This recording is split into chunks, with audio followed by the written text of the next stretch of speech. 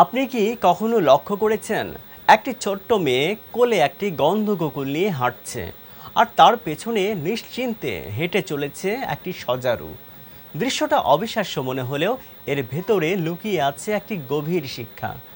একটি শিশু যখন পৃথিবীতে আসে তখন সে কাউকে ঘৃণা করতে জানে না।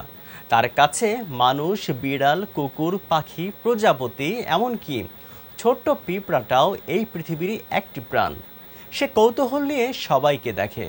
তার চোখে কোনো প্রাণীর ঘৃণা নয়। কিন্তু প্রশ্ন হলো তারপর কি হয়? বড় হতে হতে আমরা শিখি মানুষই নাকি সবচেয়ে বড়। এই শিক্ষা খারাপ নয়, কিন্তু এর সঙ্গে যদি যোগ হয় অহংকার, তখনই সমস্যা শুরু হয়। তারপর আমরা ছোট প্রাণীদের গুরুত্বহীন ভাবতে শুরু করি।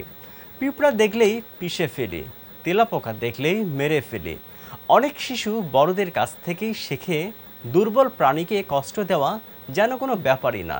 সবচেয়ে কষ্টের বিষয় হলো কখনো কখনো কিছু মানুষ একটি অসহায় কুকুরকে মারধর করে, তারপর তার গলায় ভারী কিছু বেঁধে পানিতে ফেলে দেয় বা অন্যায়ভাবে নির্যাতন করে সেটিকে বিনোদন মনে করে।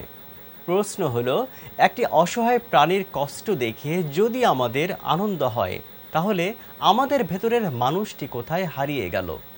সভ্যতার পরিচয় বড় বড় ভবন দিয়ে হয় না। সভ্যতার পরিচয় হয় আমরা দুর্বল আর অসহায়ের সঙ্গে কেমন আচরণ করি সেটার মাধ্যমে।